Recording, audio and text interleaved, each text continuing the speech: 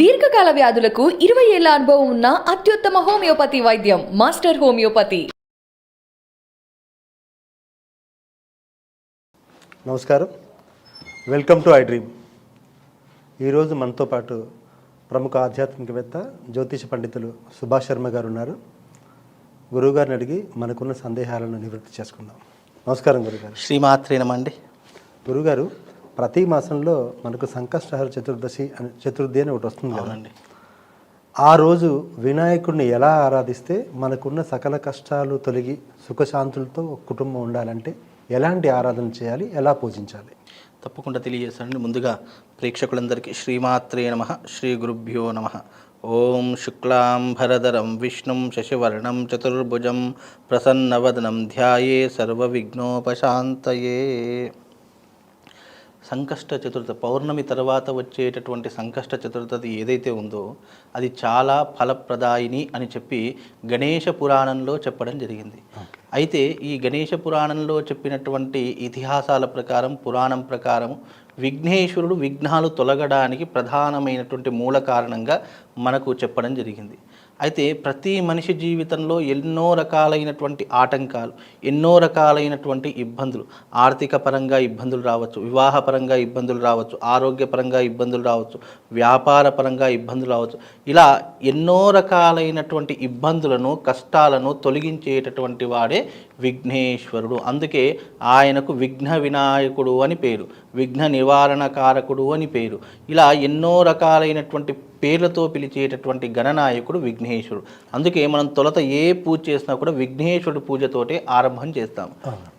అయితే ఈ సంకష్ట చతుర్థి అనేటటువంటిది చంద్రోదయానికి సంబంధించినటువంటి విధానము. ఈ సంకష్ట చతుర్థి సాయంకాల ప్రదోషకాల సమయంలో ఈ యొక్క వ్రతాన్ని చాలామంది ఆరాధిస్తూ ఉంటారు, చేస్తూ ఉంటారు. ప్రదోషం అంటే ఏ సమయం గురువు? మనకు సాయంకాలం ప్రదోష సమయం వచ్చేసి 6 గంటల నుండి 7 గంటల వరకు ప్రదోషకాలం 1 గంట వరకు ఉంటూ ఉంటుంది.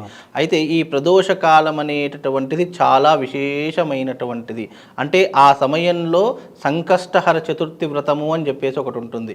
ఆ వ్రత నియమాన్ని పాటిస్తూ ఆ వ్రతాన్ని చాలామంది కొన్ని సంవత్సరాల పాటు చేస్తూ ఉంటారు. కొంతమంది దాదాపు 41 మండల నెలలో అని చెప్పేసి చాలామంది ఇలా చేస్తుంటారు. అంటే నెలకు ఒకసారి అంటే వాళ్ళు 41 నెలల పాటు ఈ యొక్క వ్రతాన్ని ఆరాధన చేస్తుంటారు.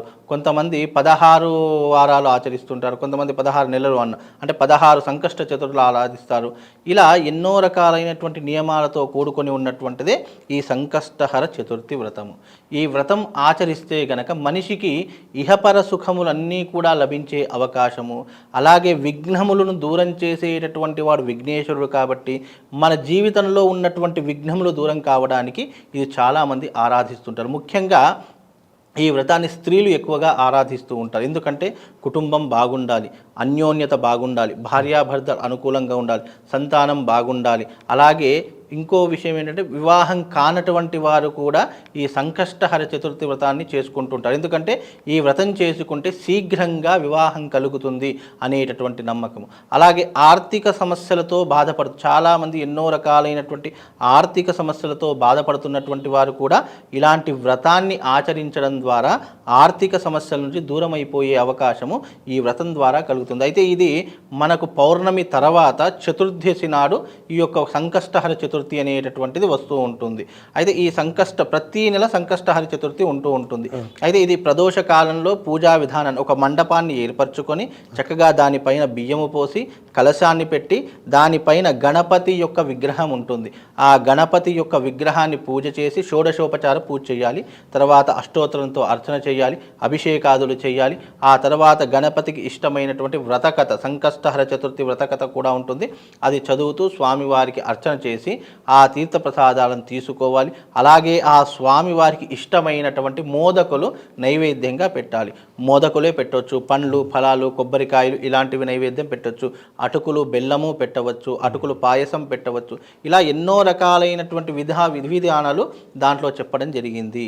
అయితే ఈ సంకష్టహర చతుర్థి కేవలం మానవ మాత్రులే కాదు, దేవతలు కూడా యుద్ధానికి వెళ్ళేటప్పుడు, అలాగే ఋషులు యజ్ఞయాగాదులు చేసేటప్పుడు ఎలాంటి విఘ్నాలు రాకుండా తొలుత పూజ విఘ్నేశ్వరి ఆరాధన చేస్తేనే మనం తదనంతరం చేసేటటువంటి ప్రధాన కార్యం ఏదైతే ఉంటుందో దానిలో విజయం సాధించగలము అనేటటువంటి ఒక వరము విఘ్నేశ్వరుడికి ఉంది. కాబట్టి దేవతలు సైతం విఘ్నేశ్వరుని ఆరాధించారు, ఋషులు సైతం విఘ్నేశ్వరుని ఆరాధించారు. అలాగే ఇప్పుడు అదే పరంపరగా మానవులందరూ కూడా ఈ యొక్క సంకష్టహర చతుర్థి వ్రతాన్ని ఆచరిస్తూ ఇప్పటికీ కూడా ఆ దైవానుగ్రహాన్ని పొందుతూ భక్తులందరూ కూడా చాలా చల్లగా ఉన్నారు. భగవత్ అనుగ్రహంతో అందరి కష్టాలు కూడా తీరుతున్నాయి. ఓకే, ఇప్పుడు మీరు వ్రతంలో గణపతి ప్రతిమ అన్నారు, అది పసుపుతో చేసిన ప్రతిమన మామూలు ఒక విగ్రహాన్ని పెట్టుకొని వ్రతం చేయాలంట? చాలా మంది విగ్రహాలని ప్రధానంగా పెడుతూ ఉంటారు. పసుపుతో చేసింది ఏదైతే ఉందో అది గౌరమ్మ కిందికి వస్తుంది. అంటే స్త్రీకి మాత్రమే గౌరీదేవి అనేటటువంటి నామం ఉంది. అయితే గౌరీదేవికి ప్రధానమైనటువంటి విగ్రహం లేదు కాబట్టి మనం పసుపుతో చేసినటువంటి ముద్దను గౌరీదేవిగా మనం ఆరాధన చేస్తాము. చాలామంది విగ్రహాన్ని చాలామంది ప్రిఫర్ చేస్తుంటారు, విగ్రహాన్ని పెట్టుకుంటారు.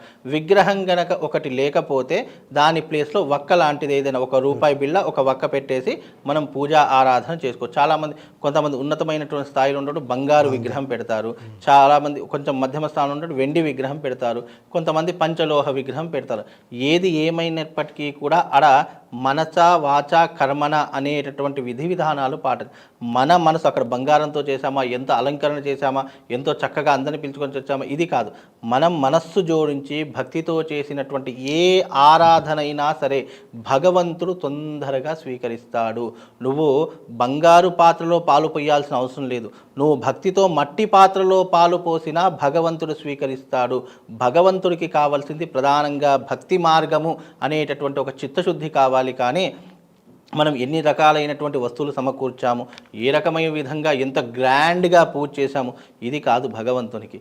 మనస్సుతో చిత్తశుద్ధితో జ్ఞానముతో మనకున్నటువంటి జ్ఞానముతో ఏకాగ్రతతో భగవంతుడా నువ్వు ఉన్నావు, నువ్వు అంతటా ఉన్నావు, సర్వాన్ని కాపాడుతున్నావు, అలాగే నన్ను నా కుటుంబాన్ని చల్లగా చూడమనేటటువంటి ఒక నమ్మకము ఎదుటి మనిషిలో కలిగినప్పుడు ఆ భగవంతుడు ఎక్కడున్నా కూడా ఆ వ్యక్తి మీద తప్పకుండా ఒక దృష్టి అయితే పెడుతూ ఉంటాడు. కనుక సంకష్టహర చతుర్థి అనేటటువంటిది విఘ్నములు తొలగడానికి, సర్వ కార్యసిద్ధికి ఎన్నో రకాలైనటువంటి ఆటంకాలు ఉన్నటువంటి వారు ఈ యొక్క ఇది సంకష్టహర చతుర్థి వ్రతం.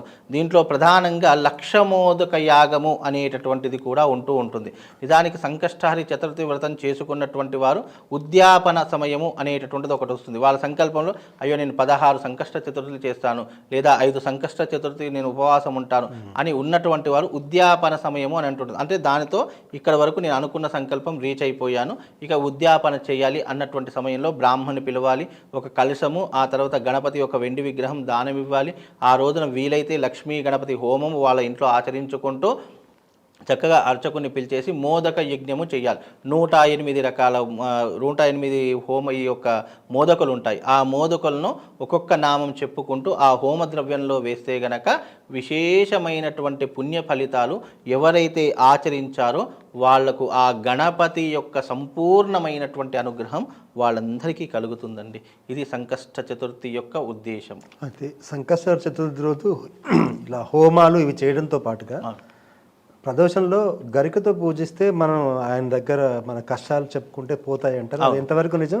గరికతో ఎలా ఆరాధించాలి ఆయన? అయితే ఇక్కడ ప్రధానంగా ఒక్కొక్క దేవుడికి ఒక్కొక్క ప్రత్యేకమైనటువంటి నియమాన్ని పెట్టాడు. శివుడికి బిల్వపత్రం పెడితే పరమాన సంతోష భరితుడవుతాడు అని చెప్పేసి, విష్ణువుకి తులసి పెడితే పరమానంద భరితుడవుతాడు. అలాగే గణపతికి గరిక పూజ దూర్వార్చన అని అంటారు. ఈ దూర్వ అనేటటువంటిది ఏంటి అంటే దుస్వప్నములను నాశనం చేస్తుంది. ఈ యొక్క మనకు వచ్చేటటువంటి అవాంతరాలు కానివ్వండి, మనకు వచ్చేటటువంటి కష్టాలు ఇబ్బందులు రాకుండా ఈ దూర్వార్చన అనేటటువంటి చేదన ద్వారా మనకు వచ్చేటటువంటి ఏవైతే కష్టాలు ఇబ్బందులు, మానసిక ఒత్తిళ్లు, ప్రశాంతత లేకపోవడం, లేదా ఆర్థిక ఇబ్బందులతో సతమతమైపోతున్నాము అనేటటువంటి ఏవైతే మనిషికి వచ్చే అష్ట కష్టాలు అని అంటారు, ఆ అష్ట కష్టాలు పోవడానికి ఈ దూర్వార్చన అనేటటువంటిది పూజలో ఒక భాగాన్ని చెప్పడం జరిగింది. అందుకే దూర్వ అనేటటువంటి దాన్ని గరిక, మనం గరిక అంటాము, అంటే గడ్డిలో మొదటగా ఉండేటటువంటిది దూర్వ అని అంటాము. ఆ దూర్వ పత్రాన్ని దానికి కూడా ఒక సంఖ్య చెప్పడం జరిగింది. 21 గరక పోసలు అనే అనేటటువంటివి భగవంతునికి నామాలు ఉంటాయి, 21 నామాలు ఉంటాయి. ఆ ఒక్కొక్క నామం చెప్పుకుంటూ దూర్వార్చన చేస్తూ ఉంటాం. ఈ దూర్వార్చన అనేటటువంటి విధానము చాలా విశేషమైనటువంటి, ఇది కేవలం దీనికి ఒక ప్రత్యేక నియమం. అంటే మనం ప్రత్యేకంగా శివుడికి పుష్పార్చన అభిషేకం ఎలా చేస్తామో గణపతికి కూడా దూర్వార్చన అనేటువంటి ఒక ప్రత్యేకమైనటువంటి విధానం ఉంది. ఆ విధానం కూడా ఇందులో జోడించి చేసుకుంటే విశేషమైనటువంటి పుణ్య ఫలితాలు కలుగుతాయి. అంటే గణపతికి ఇష్టమైనటువంటిది దూర్వ. ఆ యొక్క దూర్వ గరిక అనేటటువంటిది భగవంతుడికి ఇష్టమైంది కాబట్టి మనకి ఏదైనా ప్రీతికరమైనటువంటి మనకు భోజనం పెట్టినా కానీ మనకి ఏదైనా ఇష్టమైన స్వీట్ ఇస్తే మనం ఎంత హ్యాపీగా తింటాం, సంతోషంగా తింటాము అనేటువంటిది ఎలా ఉంటుందో మనిషికి, అలాగే భగవంతునికి కొన్ని ఇష్టమైనటువంటి పదార్థాలు ఉంటాయి, ఇష్టమైనటువంటి పుష్పాలు ఉంటాయి, ఇష్టమైనటువంటి ఆకులు ఉంటాయి, ఇష్టమైనటువంటి ఎన్నో రకాలైనటువంటి ఉంటాయి. అవి దానికి సమర్పించినటువంటి విధానంతో సమర్పిస్తే గనక ఆ గణపతి యొక్క అనుగ్రహం ఇంకా ప్రత్యక్షంగా పరోక్షంగా తొందరగా అనుకూలించేటటువంటి అవకాశము, మన కోరికలు తీరడానికి మనకున్నటువంటి ఆప్షన్గా అది పెట్టుకోవడం జరిగింది. అంటే దీంట్లో ఉన్నటువంటి ఎన్నో రకాల అంటే మనం ఒక్కొక్క విధానానికి ఒక్కొక్క ప్రత్యేకత ఉంది. యజ్ఞం చేయడం వల్ల ఫలితం అనేటువంటి 100% వస్తుంది, వ్రతం చేయడం వల్ల 90% వస్తుంది, ఆరాధన చేయడం వల్ల 50% వస్తుంది, అభిషేకం చేయడం ద్వారా 30% వస్తుంది. ఇలా ఎన్నో రకాలైనటువంటి అనుగ్రహాన్ని పొందడానికి భగవంతుడు దానికి మార్గం అనేటటువంటిది సునాయాసంగా పెట్టడం జరిగింది, కష్టతరంగా పెట్టడం జరిగింది.